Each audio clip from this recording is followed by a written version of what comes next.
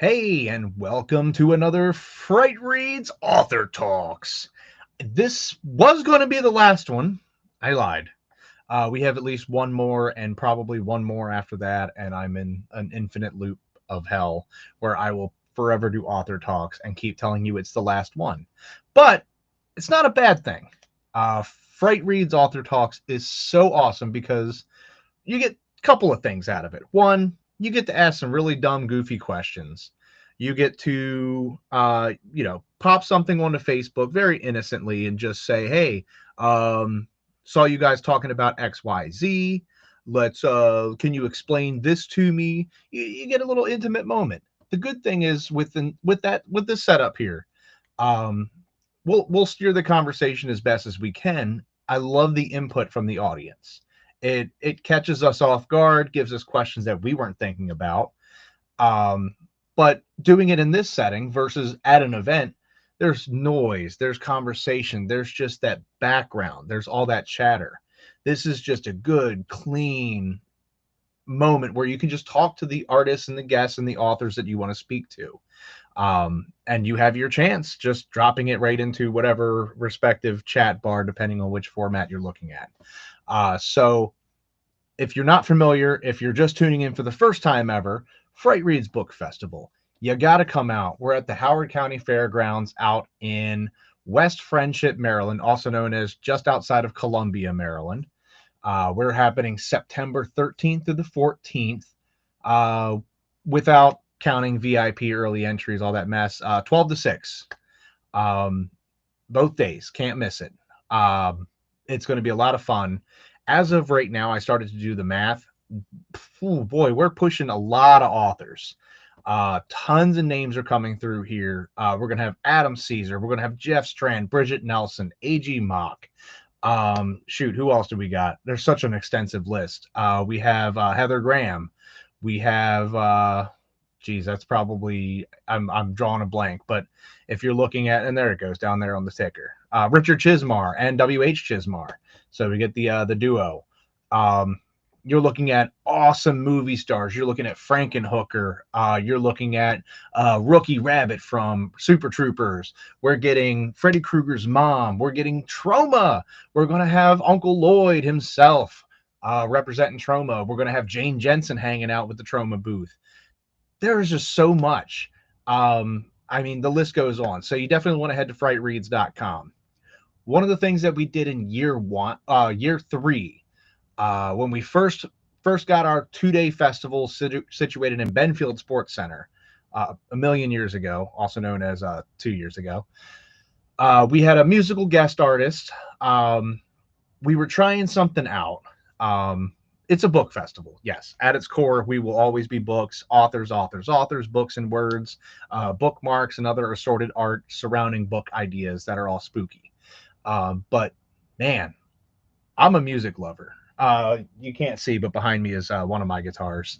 And I got albums. I got, everything. I love music. I was in a band 20 years ago. Long time ago in a galaxy far away, I was in a band.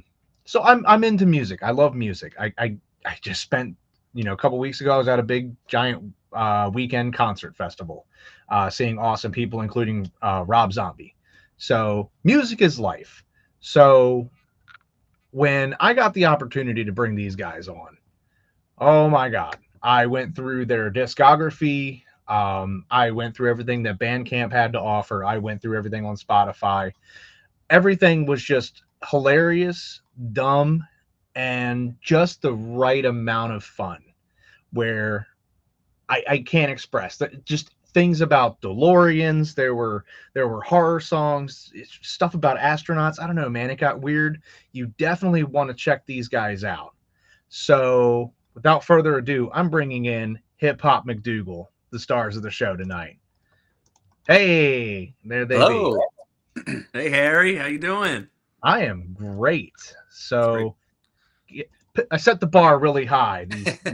These great guys with a huge discography of awesome stuff, which isn't that much of a lie. You guys have a ton of work. There's an extensive list of stuff. You guys have been doing this for a while. Yeah. What made you guys sit down one day a long time ago in a galaxy far away and go, it'd be funny? What if? That is basically the origin story. What if we did this? Um, Julian, you can start. Julian started without me. So Oh, Man. that's true, I guess. yeah, and then I jumped on board. Yeah. So in college, he had some beats, and I made a couple. And I just liked rapping. I can't sing is the main backstory, so I had to rap. I love music, can't sing, had to rap. So I made like a little EP in college, using some of my beats and some of his, and then I booked a live show and didn't want to do it alone, so I brought him on board. Perfect. That was for MC Chris? Yeah, MC Chris. It's like a nerdcore rapper. Oh yeah. Yeah. He was choosing openers for each show, like local openers, and he let us open DC. So that was like our first time performing live. We were probably pretty horrible. but that's the perfect audience though, because anytime somebody's like, well, what do they sound like? I'm like, all right, do you know like MC Lars, MC Chris? Yeah. All those guys, Lemon Demon. Like there's a bunch of just goofy, like nerdy rappers out there. And they're like, yeah. And I was like, basically that. So if you're into that, you're going to be into this. Yeah, I would like, obviously it was an honor to be asked to play, and we had no idea what we were doing, but like I would love to do it again. Like with MC Chris, I would love for MC Chris to be like, so he's going on tour again 15 years ago, like he's going on tour again. So I don't know, man. I know. Drop we should him email him. We should reach out. Drop him a message. I don't know where he's going to be, but I would imagine he'd have to come through this neighborhood. Yeah, it'd be cool. It'd be cool because I feel like we're not professionals at this point by any means, but we're better than we were the very first night we ever played together. That's true. For sure. Oh man. So that was like, and then after that we were like, what if we made an album that just had a bunch of beats that sounded the same? Because my beats were all over the place because I wasn't doing any kind of project. So it was like some things were sampled and some things were synthesizer stuff and some things like were sounded like really gritty, like Wu-Tang, like hip hop. It was all over the place. So I was like, what if we did one? Yeah. I'm going to see them on Friday. Yes. In Baltimore. Yes. I'm excited. I actually I was going to do it and I waited too long, and then I was like, man, I'm kicking myself already. I know I wouldn't have gone, but my buddy was like, I really want to go, and I was like, fine. Like he pushed me into it. So. Well, it's Wu-Tang and Run the Jewels. Yes, yeah. So that's I'm pretty pumped. It doesn't get better than that. No, it should be a good time. Yeah, that's down the road from me, man. That's awesome. Oh, cool. Yeah. So then we were like, let's do an album with all the beats kind of sounding the same, more uniform. So I had like a little synthesizer at the time, a little micro Korg. And just made a bunch of beats, and we put together our first album together, and that was like 15 years ago. Yeah, 2009. Oh my God! So yeah. So we've been doing this for 16 years, just coming up with silly ideas, and all the ideas we come up with, like it's just us messing around with each other. Like we'll be talking or drinking or making jokes about something, and be like, hey, we should write a song about that. And then that's how most of the songs get made. Yeah. That's it. Which is the best creative process.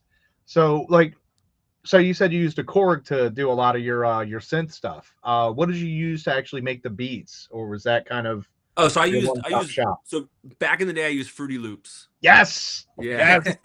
Damn. I was like, not FL Studio, but Fruity Loops. Oh no. Yeah. Back in the day. Yeah, no FL Studio. It was Fruity Loops. Fruity Loops, yes. People don't know the simplicity and struggle of what was Fruity Loops. Because so I would tell people I used to also have a rap career, if you will. Okay. And I made beats.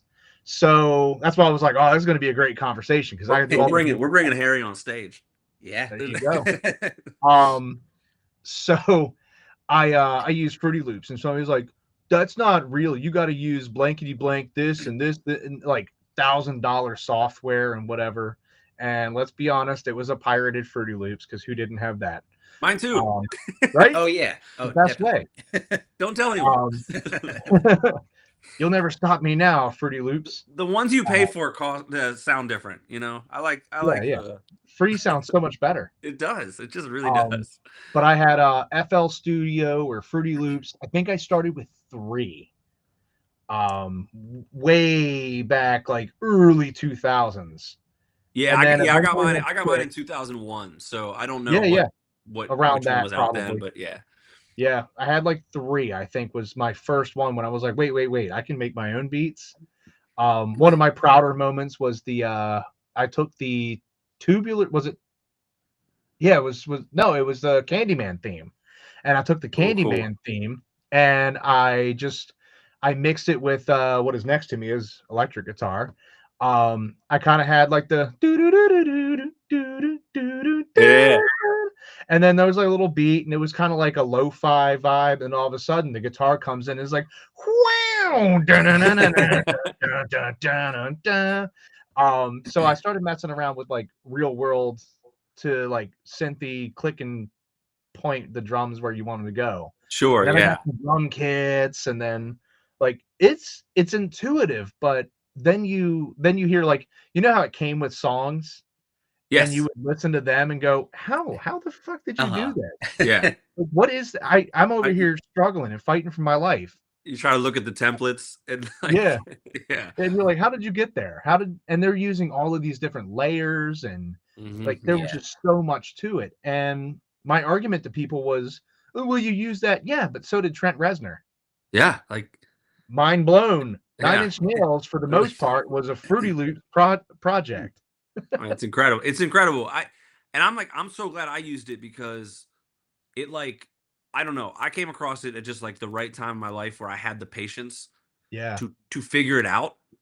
And like, I had no instructions, and there was no YouTube like tutorials on how to do this stuff. It was like, no, you just have to mess with it till you figure it out. And I'm really glad I did that, because then like down the road, so now I use Logic. To do everything. So I use Logic. Most of the stuff is done in Logic, and then I add like live instrumentation on top of it. But most of it's done in Logic, and like that's another one that I like am just figuring out as I go along. And like I feel like my time with Fruity Loops, the time I put in with that, like has trained me to be patient and like figure this stuff out. yeah, and I still feel like I've only unlocked like, I don't know, 50% of what Logic has to offer me, because every once in a while I will be like, how do you do that? And I'll go on YouTube and pull something up and be like, oh, I can also do this. Like I just recently learned that you can, you play like a live instrument, but then you can quantize it and get it all on beat. And I was like, I don't ever have to play well ever again. No, and so back to Fruity Loops back in the day. It had that the MIDI board where you could do the input, and if you messed up or something wasn't the right note to hit, man, you just click that thing and go da da da da dun, da da da da. There it is. There's the ticket. Yeah, the best. Yeah, but I made a bunch of beats with that. It was good times, and then I got into the Army. We made some beats in there, and then my ex decided that my entire recording studio should be sold for like $1. I don't know how much she got for it. I just assume it makes me feel better that she got no money out of it and just gave it away for next to nothing. And then that was it. I was like, well, we had a good run. Thankfully, I took my guitars with me into my into training and into my unit and stuff. But all the good mics, the mixers, the boards, the monitors, the whole shebang, just gone. Yeah. So I live vicariously. This got real sad, Harry. It did. Who's watching? Did I bring the party down? Good. But yeah, I live vicariously through your silly songs, because good. That's what I had. I had a song that doesn't see the light of day anymore, because thank God Spotify didn't exist. And Bandcamp hadn't really been a thing yet. There was MySpace Music, And thankfully, their entire server is now dead in the water, and Yes, everything that was is not. God. Yeah. I had a song called "Overly Caucasian." Oh, there you go. Yeah, and it was dumb. It was good. And I actually did like a rap god speed, like Eminem's, like, you know. Oh, really? I got a yak back in my backpack and that, yeah, oh yeah. But it doesn't exist anymore, and that's probably for the best. Yeah. It's on my hard drive, but I'll make sure that gets wiped. I'll like die and throw a bunch of magnets on it. No, that's smart. I think all musicians have these ghosts that they just want to go away from their past.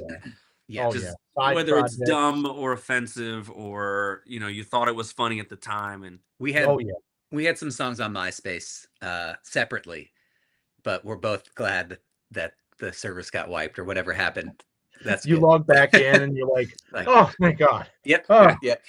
Well, I would have liked absolutely. To have absolutely. but... Absolutely. Yeah. So it's funny because I actually have a song. Me and my buddy Marvin used to do beats together, and he would always come over and Fruity Loops, and he would send me the Fruity Loops file and any drum kit additions that were needed so I can import them. And we would just work on stuff together, and he'd come over with a not a flash drive, not a Google Drive, but a CD-ROM. For you kids out there, that's what a thumb drive was. I was like, yeah.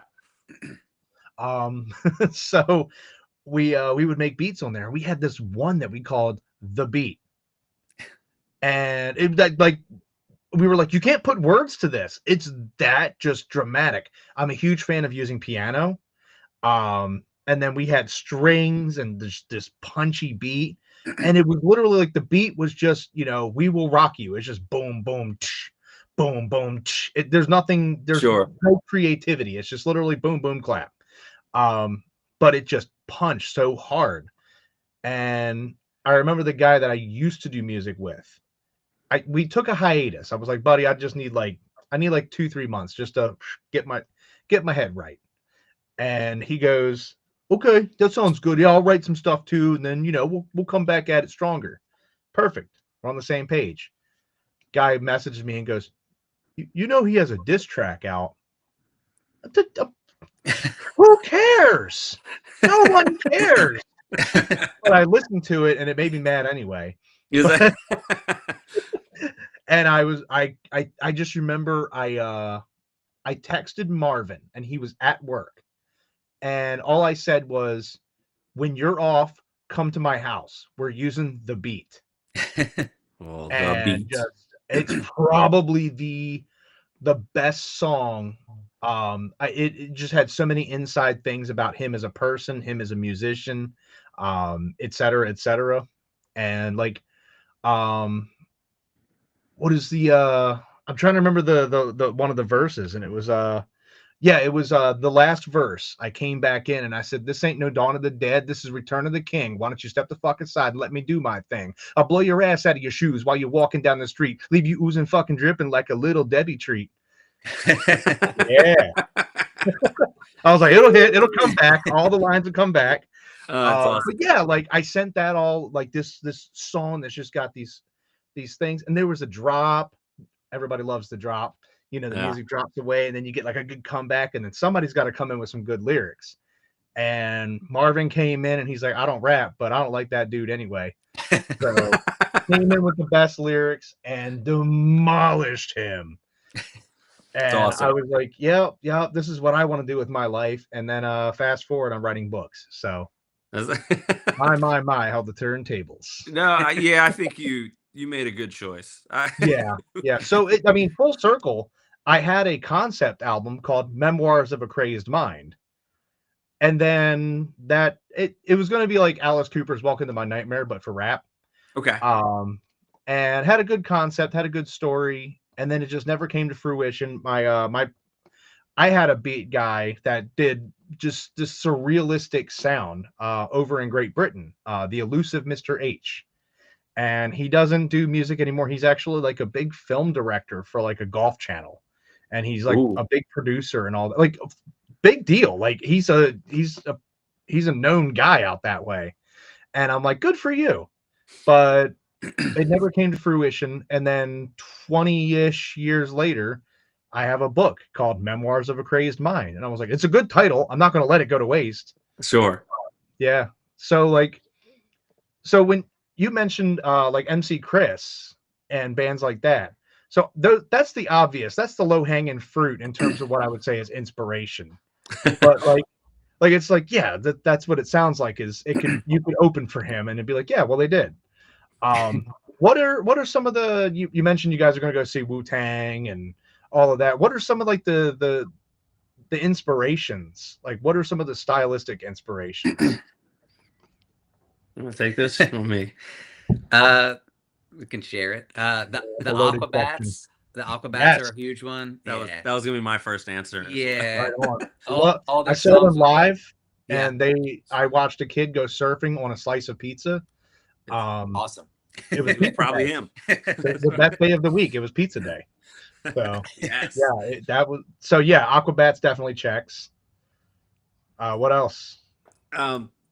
Beastie Boys. I mean, that might be more low hanging fruit there for Beastie Boys, but I mean, anything that has like, you know, they're trying to entertain and not take it too seriously. I'm like all in on that. You know, Weezer is like a band that we come back to often. Okay. I mean, I think both of us agree that the first two albums are what we like to associate with. if we mention Weezer, we're like, they were like the really old stuff. But so not the Toto cover. No, not that, not necessarily. But we do every new Weezer album that comes out, I listen to. I still find myself listening to them because I think Rivers, I think he's got. I mean, he's an amazing songwriter when he hits that groove. There's sometimes where he does not hit that groove, but many times. But really like them. I love their melodies, harmonies. Like I like really, when I'm writing the music, I like want the choruses to be as big as possible and as like sing-alongy as possible. So I often think about Weezer. Like Blue Traveler said, the hook brings you back. That's right. Yeah. I just watched a video of them and Gin Blossoms. Did you see that? Okay. No, they were just on Jimmy Fallon for some reason. Both of them, and it was like they did like a medley of Hey Jealousy and Run Around. It was pretty sweet.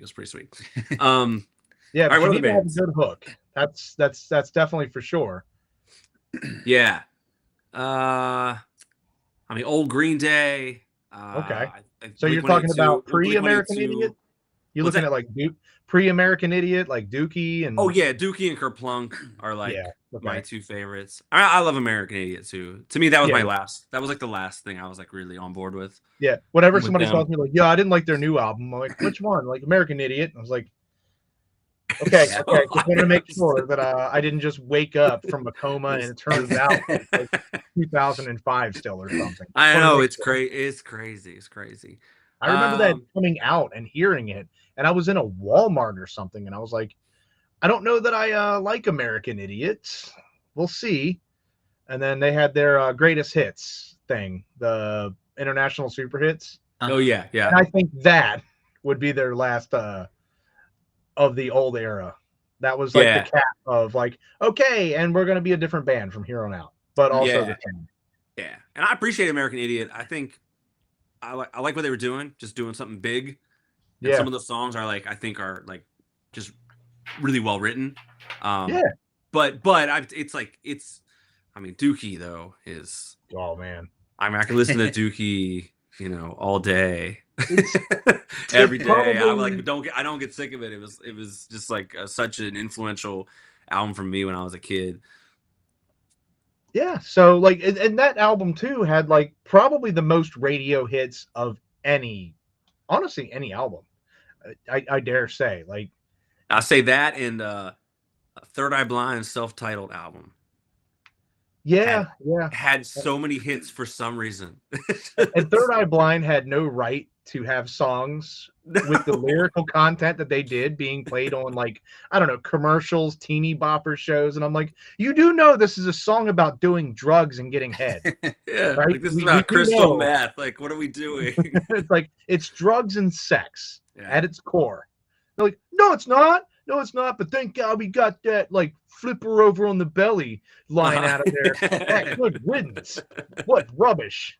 But I want to do the hints that I was given, and I bumped again, and I bumped again. Yeah. No, so for real. Like, yeah. And that album's crazy. That album, it has like 6 singles on it. It's like half the album. It's crazy. Like, I don't know how one band gets so lucky to like to just hit it just the right time. That won't be us. Pretty soon you'll be the Gin Blossoms and Goo Goo Dolls and this era. One day I could strive to be the Gin Blossoms. Dude, I saw the Gin Blossoms. I saw them live, and it was a '90s revival tour, and it opened up with Marcy Playground. Great opening because it's kind of mellow and you're still getting your beer, whatever. You're just getting in, and he's doing the deep cut songs that only I know. Literally just me. I don't think anybody in the building, maybe not even half the band. Like, we're doing like St. Joe on the Bus and Up and Down, Punk Rock Superstar, and everybody's just kind of like, and then all of a sudden he goes, hanging around, and that was it. The whole place is lit up. And I was like, of course. Candy, ladies and gentlemen, that's all it is. Yeah. So they played, and then they were followed up by Lit. And this guy's ripping his shirt off, jumping on speakers, just making a mess of the place, and just tearing the house down. And then Gin Blossoms comes in with his little tambourine, and he's like, anywhere you go. And everybody just cleared out of the room. At one point in time, he threw his tambourine out into the crowd, and everybody scattered from it. And he just, like, very sadly got off the stage and picked it up and went back up to the stage with it. Oh, that is very sad. Like, ooh, you should have gone before Lit. Yeah. You can't follow a guy jumping off speakers doing shots. Yeah, no, Lit's a tough one to follow. Yeah, but they're fun live. They weren't terrible. But not to follow, you don't follow Lit. You should have followed Marcy Playground and just escalated the volume as we went. Yeah, sure. Yeah. Yeah, I mean, solid amount of inspirations. Like, this stuff's all over the place. Yeah, and I think I mean, I make all the music. We both come up with the ideas and lyrics and stuff. He's more of the lyricist than I am, but I like hearing. I mean, I've fallen in love with pop music over the years, and like I just like catchy stuff.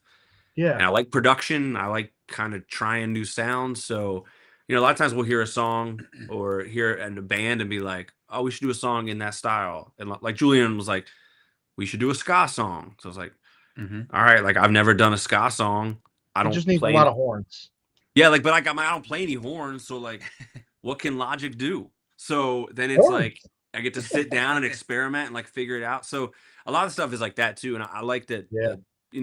With this project, like we don't have like a specific like singular sound. So we get to try all kinds of dumb stuff. It's great. Yeah, we're working on jump everywhere.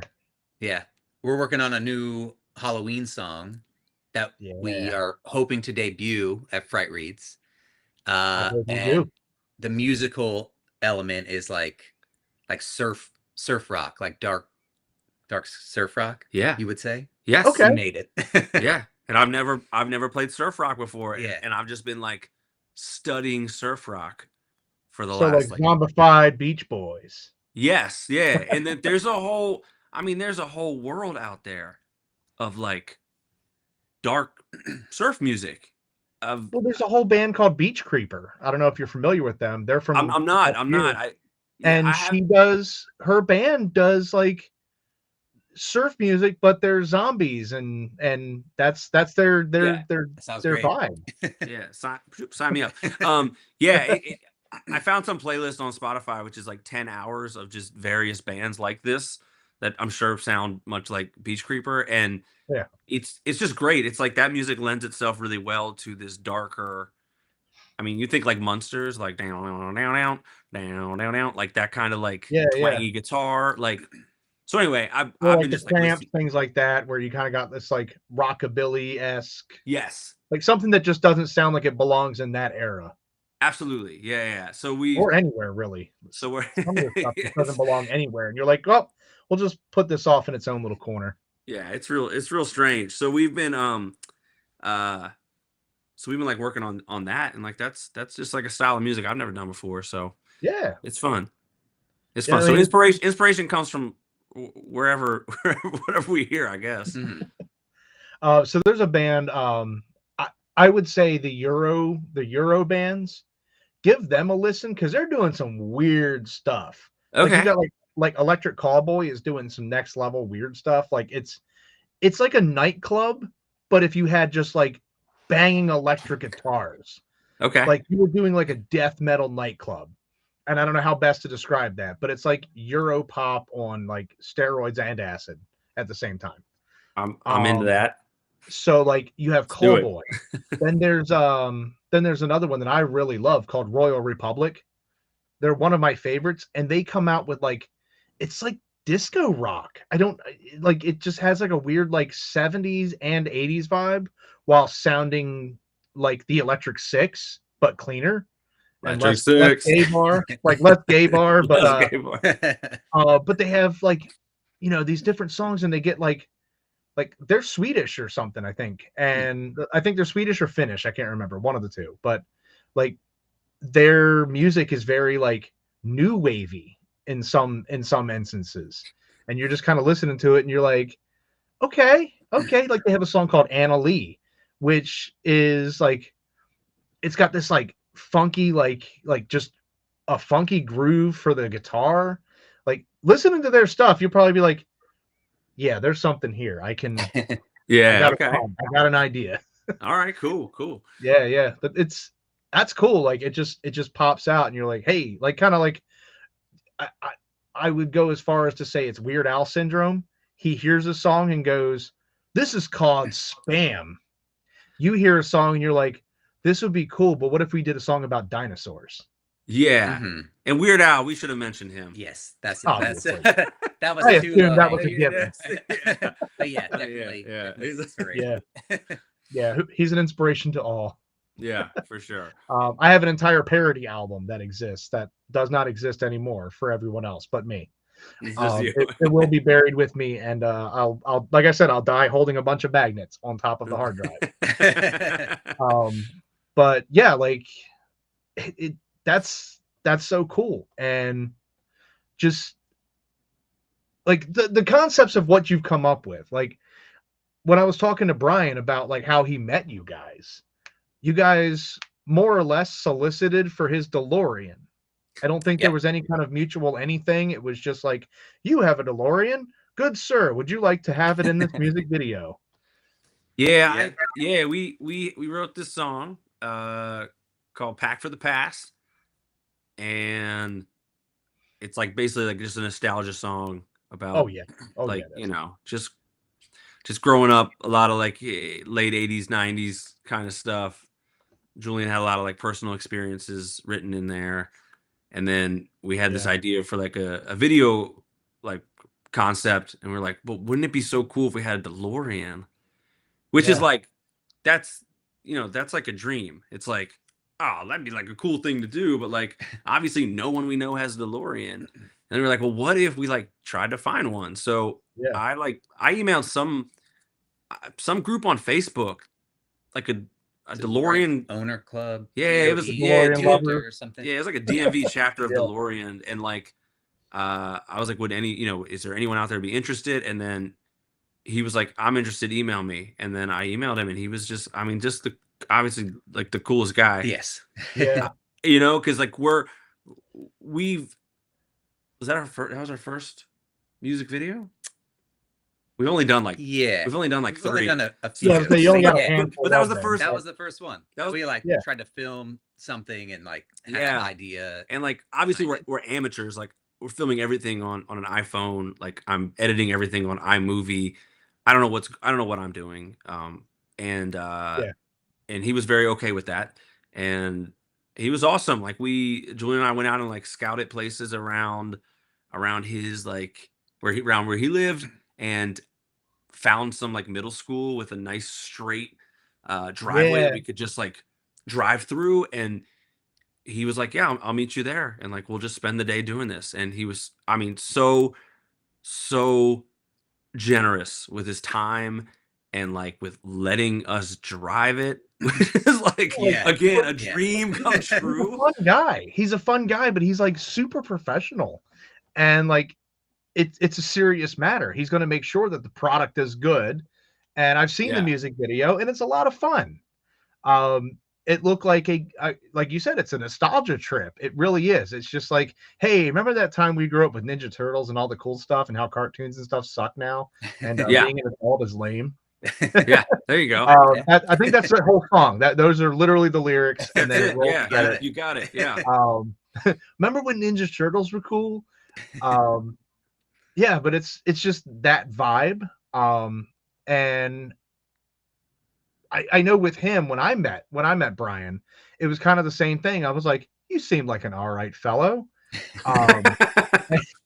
And then like the more you get to know him, the nerd side comes out, and then he's just like a wealth of like knowledge with different people, and just he's lived a hell of a life already. And like you just kind of like, you're like, dude, how do you make all these connections? And part of it is the car, but the other half of that is just like he's grown up in so many unique areas, and luckily one of the areas happened to be just down the road from you guys. And then that speeds us along. We go 88 miles an hour to him hitting me up and going, dude, you got to get my buddies in Hip Hop McDougal. I was like, why do I need a hip hop who's what now? And he says, you need to listen to this song. And he says, this is the perfect song for Frightreads. And it's the only vocal track on the album. And I said, all right, fine. He sends me the direct link. I think it was the music video or something. Like I had YouTube playing on my phone while driving. So I'm trying not to watch the visuals, but you can't not. You're like, well, I guess I'll die for this music video. But like it's playing, and I think at the end of 3.5 minutes or however long, I messaged him and I said, that was the dumbest thing I think I've ever listened to. Are they available? Yes, we are. Just like always. Yeah. So the thing with that too, like, so the concept of it is a soundtrack it's the album of the soundtrack to an 80s film that doesn't exist. Is that the best summarization of it? Yeah, that's it. That's correct. Yes. Yeah. Julian texted me a few years ago and was like, what if we made a end credits theme song for an 80s movie that doesn't exist? And it's kind of like Monster Squad, like that Monster Squad rap. That was main inspiration. I listened to it about 100 times while trying to get some ideas together for that. But yes, that's exactly what it is. I think this might be better than the Monster Squad rap. Oh, because that's a big Hollywood. I don't know, man. I don't know. So I'm not going to agree with you, but I'll take it. Let me see. Just looking at any of the comments real quick, but I mean, for those that are just new to you, what's the name of that album? What is the name of the motion picture? Oh, Howlers. That's oh my.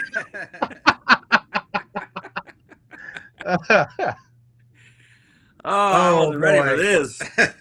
Oh boy, there it is. Man, is that an official movie? Is that official movie quality mask?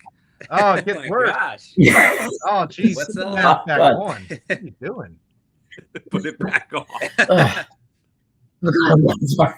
Oh, your internet connection is so bad. Oh, sorry. Yeah, Dairy Queen doesn't have great Wi-Fi, from what I hear.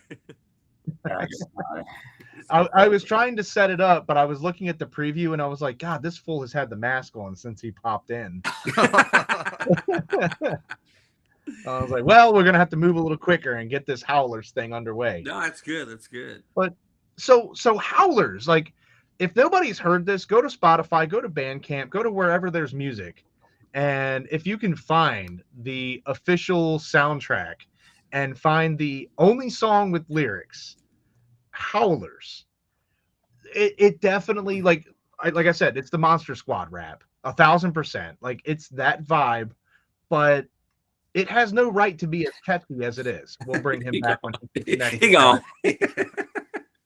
we'll bring him back in when his Wi-Fi is better. Let's try that. Let's see. You any better? Nah, you're gone. There he is. That's better, or you nope, still bad. Well, we did our best. We really tried. But yeah, it just has like this different, like, it's new wave. It's got, honestly, if this was a movie from the 80s, this would be the music for it, because it just, you guys are like chuckling and laughing like, yeah, this was fun. No, like, it's a damn good song. Like, it's not just like, this is bad to listen to. Hey guys, courtesy listen. No, this is like MC Chris has songs like Boba Fett. My God, that's a courtesy listen song. You're like, dude, you got to listen to this song. My backpack's got jets. Yeah, sure. And then this is one of those, like, dude, you're gonna love this shit. Howler. Like, so who did you already said, like, you guys don't have the singing, but you can rap. Who did the Howlers singing part? Because it worked. This guy, he can sing, just not me. It worked. Oh, thank you. Yeah, I do. So I do all this. I do the singing. So all the hooks and things like that. So that was, I recorded that. I remember doing it in my like TV room when my daughter Hope had just been born, and she perfect, Brian, perfect. When my daughter Hope had just been born, and she was sleeping in her little swing, and I sang that one time, and she just woke up crying, just crying with joy. Yeah, I'd like to think that, but I was like, holla! Like, just, I'm just belting it out in a range that is not my own, and the baby's just in the bed like, holla! Yeah, I know. I remember her just being like just screaming, and I was like, oh, but I really want to finish recording this. So, yeah, that's me. Just, it's like many layers of me. Yeah. But it has that, like, my God, it's just whatever you did, you were just like, I know you guys are like me. You're probably giggling the whole time it's coming up. You're like, God, this is so dumb. I love this. This is, and then it like turns out like somebody that's completely from the outside, this is a good song. Like, I know you guys are just throwing around. Thank you. Appreciate that. But it's good. Thanks, man. And I've shared it with other people, and like my buddy Paul runs Irina's Crepes, where I do a lot of my writing. I was like, so anyway, I booked these guys. They're out of like the DC area, so they're local enough. You got to check out this song. And I start to play it, and he's like, and that's kind of like it just escalates, because like the beginning of it kind of starts up, and then you get into the howlers, and then the rap part kicks in, like howlers, and you're like, okay. And he's just like, send me the link. Cool. You don't ask for the link if it's a bad song. Yeah, that's good. You're just like, man, that was pretty good. Yeah, okay. And then I mean, we've done a lot of different projects and different themed things over the last 15 years, and to me that one was the most fun, which I'm glad reconsidered my scoffing when Julian first texted me about that, and I was like, that's dumb. Why would we do that? But then like I love it. Like we were able to make that song. I had COVID when I made that music. So I was like I was quarantined in my room while my amazing wife took care of our 2 kids elsewhere in the house. And then we were like, what if we make it a whole soundtrack? Like just so then I put together all the other instrumental music to go ahead for like the score of this fictional movie. And we were like, okay, well, like the track list will kind of tell the story of the film. So even though the film doesn't exist, like you can kind of track followable. It's you can like kind of like track the ideas of it through the music. And hand to me, it was combat. Like, well, there's a fight scene. We know what's going on there. There should be a fight scene there. Yeah. And to me, that was so fun. To like just do the music in that way. And then we were like, well, now we gotta make a music video. Well, I heard that when you tried to put it onto like Spotify, they were like, the official soundtrack to what? This doesn't exist. So did the music video come first, or did the not so movie just to satisfy Spotify? Which one came first? So we were in the process of filming the music video and then heard that back from Spotify. So we added some scenes with like actual dialogue with the soundtrack music he made like behind it. Yeah. Because I think they said like it can't say motion picture on the album art unless there's some sort of video. And I think you asked like how long a video, and they're like 10 or 15 minutes. Yeah. We'll qualify for the motion picture. Yeah. So we're like, okay, we can make a 10-minute, flesh this out a bit. Yeah. So we spent like a week just like filming these dumb scenes to like stitch together the footage we had. Not that like they were film critics at Spotify or like, at the company that we used to put it on Spotify, but like we wanted it to work. We didn't want them to be like, kick it back to us and be like, well, now you got to go do this. So we were like, we're going to make this into a short film with like an intro and credits. Yeah. And the whole thing's going to be there. And it's awful. And I don't know if you've seen it. Have you seen it, Harry? Oh, it is. It's terrible. It's but on purpose. But you know what? Yeah. But like you're watching it, and dude, I have seen much worse. We do a thing out at, so especially in the pandemic, we had bad movie night, and I had my I actually built a deck in my backyard. I had like a raised platform deck, wide enough to fit like a big like sectional couch for outside, that kind of thing. Put a projector out, and we started watching movies. And some of them, like, it's bad movie night, but it doesn't mean it's a bad movie. Sure. Like we watched Velocipaster. It's a bad movie, but is it a bad movie? This is like the ultimate question. Yeah, like what makes it? What's the purpose? Is it to entertain? But your mini film was watchable. It wasn't like I was just like I can't. Watch it, please. But you're just like, this is so stupid, and like the transformation scenes are like, that was my wife. That was my wife. Her American Werewolf in London it makes American Werewolf look like peasantry. they need to go back to school for those effects. It's fun. But then the reason why the not so werewolfed out Brian is there in his pixelized form. 8-bit Brian. 8-bit Brian. There it is. Here's your rap name. 8-bit Brian. Yeah, 8-bit. So it was kind of a process of things. So Brian messages me and says, you got to check out these guys. They have a werewolf song. They'd be perfect for Frightreads. Told me nothing about any other song. Just, you need to listen to this werewolf song. Okay. So I pop on Howlers. I listened to it. And I was like, this is stupid. Anyway, they're in. And then I listened to it another couple dozen times. It's in the official Frightreads shuffle now. So the past event that we just had and any subsequent event, Howlers will just start playing. Great. Love it. Yeah, so thank you. We're going to have that in rotation. So I was like, yeah, this is cool. This is cool. And then he, out of nowhere, I think it was like 10, 11 o'clock at night, some like goofy hour. And Brian, you had called me up and said, I got a really dumb idea. Listen to it. I'm like, okay, I'm here for dumb ideas. And you said, you know how Hip Hop McDougal has the Howler song and the whole soundtrack, right? And I'm like, yeah.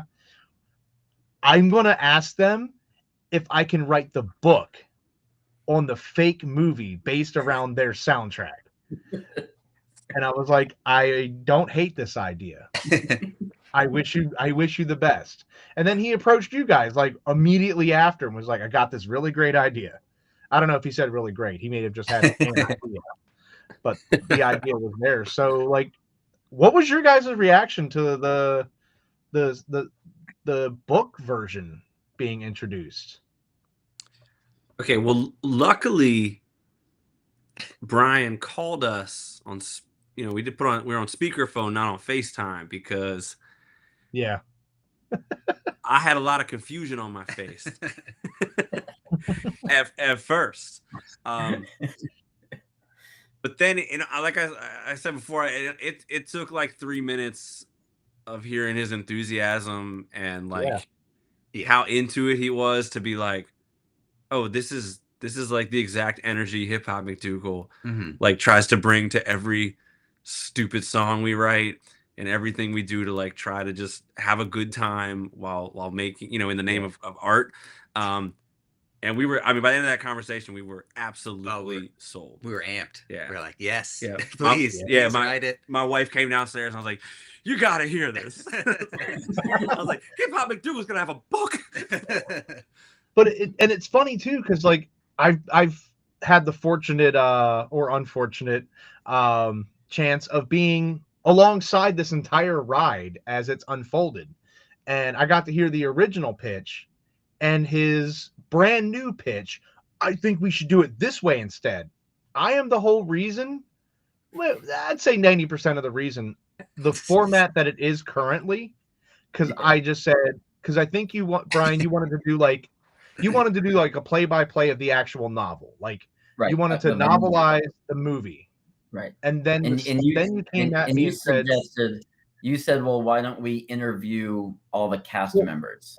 Well, you came at me with the new idea. You said, I'd actually rather do this like a Spinal Tap type of thing. Right. But they're all talking about the worst movie to ever work on.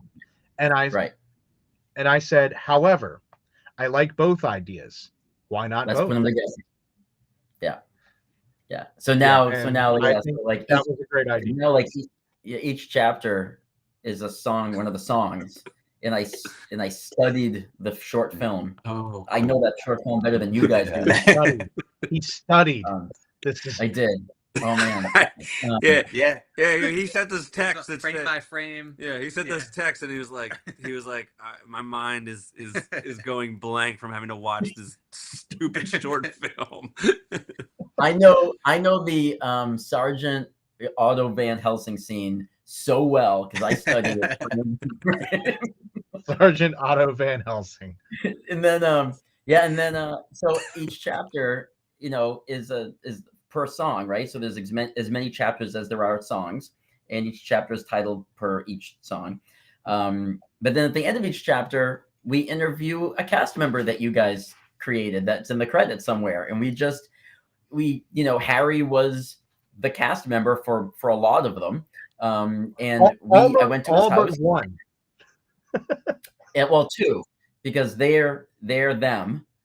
I interviewed. Well, I'm saying like in terms of everyone else, but the originators of this concept here, right? I'm pretty much all but one person. Yeah, and I went to his house and I took my phone. I brought my laptop and I brought my good microphone, my recording microphone, and we just hit record. And I interviewed, and he got into character for each person. And some of the people you came up with, some of the names are hysterical. The wolf trainers were probably my favorite. The wolf, what were they called? What were their names? Wonderwolves. Wonderwolves Incorporated. Oh my god. Wonderwolves, yeah. Stop. He had me laughing. Harry had me laughing so hard that like we had to do like it's so cool. Multiple takes. God, so like the reason I like the Wonder Wolves one was because not only did I speak an incoherent actual German, and you had to be like, you're gonna have to write that and spell that out for me because I don't know what the hell you just said. I got to add that in, but then it just got very Siegfried and Roy like, and it just got really silly. And then there was the other guy. I don't remember which one he was. Was it the stunt guy? Was it Dirk with the socks? Dirk socks?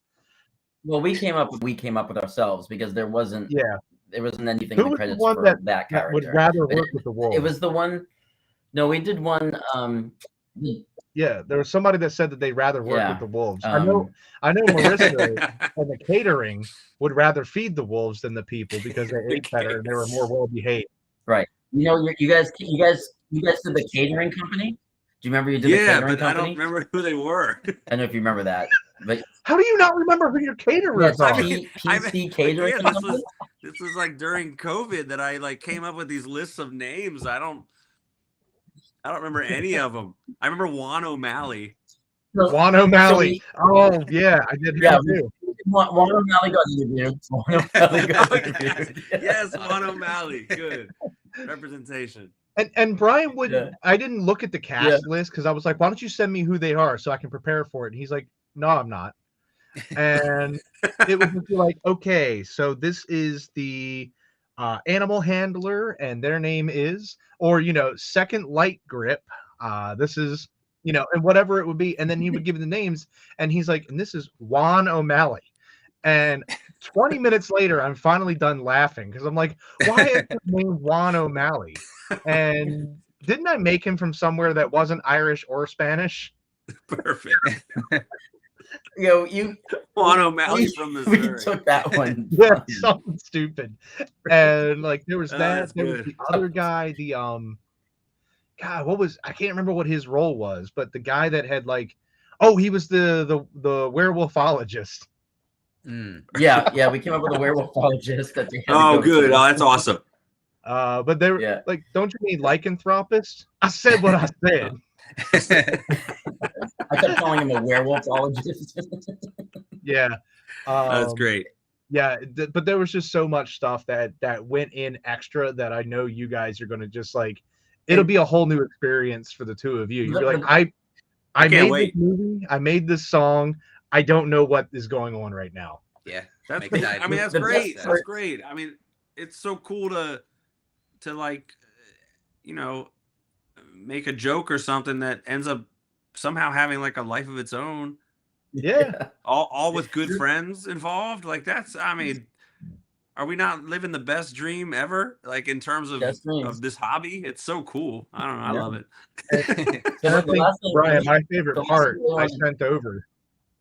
I'll say my favorite part that I sent over to you, I said, well, when you first told me you were going to do it, I got excited for you when I was like, oh my God, the most meta thing can be done.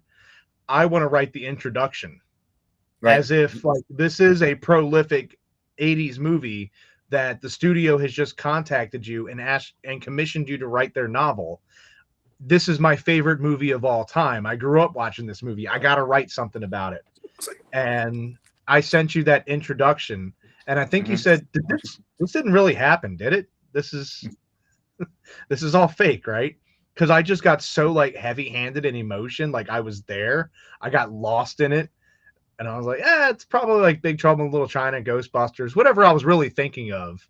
But like I got in my head about like me just getting so emotionally wrapped up over the honor that I get to write the introduction to this prolific film, Howlers, which is not even a film. Your favorite movie. Yeah. So my favorite part, the last thing that I wanted to say about like the book was my favorite part was that we never interview the director.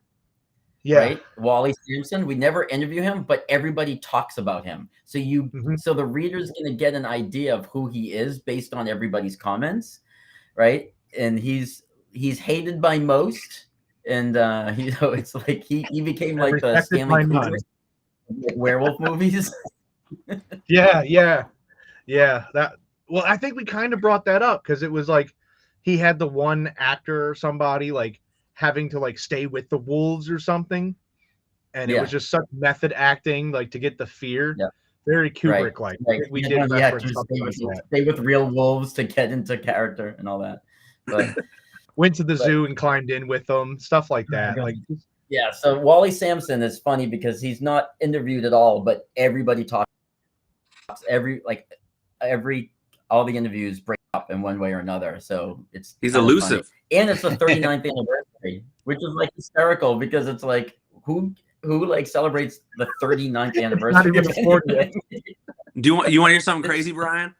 You know how we talked about obviously Spinal Tap as being an inspiration of this. That was probably my biggest inspiration. Yeah. Well, they are re-releasing that in the theater for their 41st anniversary. Oh, geez. So the other way around. Isn't that hilarious? It took your idea, Brian. We heard that. We heard that. We heard that after. That was after, man. That was after. And I was like, oh, we're like right there. yeah. A lot. Yeah. Well, that and they're coming out with Spinal Tap too. It's serendipitous. We all have the same sense of humor. It's great. We're the same. It's funny. It is funny. That's awesome. Great. So like, hey, and Howler's its big release party is Frightreads, so we'll all be there. Yes. Yeah. So not only do people get to hear the song, to the world famous film, but if you loved the movie so much, you'll absolutely love the novel that Brian down here has written. Yes. So like, how does it feel to like go from chuckling about something during the pandemic to where we're at right now, where there's a book and hopefully, I hope this is a wood desk. What if somebody picks up Brian's book and wants to turn it into a movie? I mean, that's like, what about that dream full circle? Yeah. The most meta thing ever. It was a soundtrack to a fake movie that turned into a book that got turned into a movie. I think you're contractually obligated to do the soundtrack. Yeah. Yes. I mean, we'd have to talk to Wally. Yeah. to see what like, can you imagine? Oh, I mean, that'd be amazing. It's like I think for a bunch of our albums, we've like in little projects, we've come up with like these kind of bigger ideas. I'd be like, oh, if we had money, this is what we would do, and if we had resources, this is what we would do. And like, it's cool to have some kind of expansion. Like book is, I mean, that's like beyond anything we thought would ever be possible. So thank you, Brian. Yes. That's really cool. But if we go to movie level, writing a terrible song. Howler's movie level, game tie-in. You get the NES game tie-in. Oh my god! Oh my god! That'd be a good the game. original 8-bit. Oh that would be a god! Great game. I know great people. game. I know people. Let me make Otto Van Helsing. Yeah, I'm gonna make some phone calls and see if I can get somebody to do like a retro NES Atari level Howlers game. I mean, and then maybe we can. What if we can 8-bit the actual Howlers theme song? Yeah. And it's just like that, like really dumbed down. Dee, dee, dee, dee, dee. Yeah. And you're just like, Howlers. Yeah. I'm in. Yeah. Let's go, guys. Let's do it. Let's do all the tie-ins that make what are we zero doing sense. on here? Come on, we got things to do. Everybody get out of here. We got work to do. Well, on that note, anybody that's been watching, if you're still watching, if you're just tuning in well after the fact going, crap, I missed it. Go to frightreads.com, grab your tickets. We just spent the better part of an hour talking about nerdy stuff, music, and a werewolf movie that isn't real, but hopefully will be one day. And we're back. Howlers! I put the link up a bunch of times. Let me pull that up because that's a lot of words, but it's not. It's just hiphopmcdougal.bandcamp.com. That's where you can actually financially support the albums. Otherwise, if you want them to earn 0.00001 for every 400 listens, yeah, go to Spotify.com, go to your Spotify app, whatever, and look up Hip Hop McDougal. You mostly won't regret it.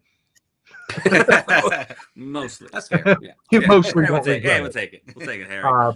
But you're going to go down a rabbit hole and you're going to have a great time. And then you're going to bleed over and listen to some MC Chris. And then you're going to find out that Boba Fett's got backpacks with jets. Yeah. And it'll just be a great day for you. But definitely check out Howlers, because Howlers is going to be performed on stage for sure. You guys do a visual spectacle that is like the poor man's Rob Zombie, Alice Cooper. Yeah. Definitely poor. But it's still a visual spectacle to behold. Yeah, for sure. Yeah. It's something to watch. But you guys definitely get your tickets, show up. Hip Hop McDougal will have their schedule posted when they're going to be playing. We're going to have several great musicians. We're going to have Hip Hop McDougal. We're going to have allegedly Jane Jensen, as long as all works out. We're going to have Screaming Mad D. He plays very soft music. And then we're going to have, what's their band name?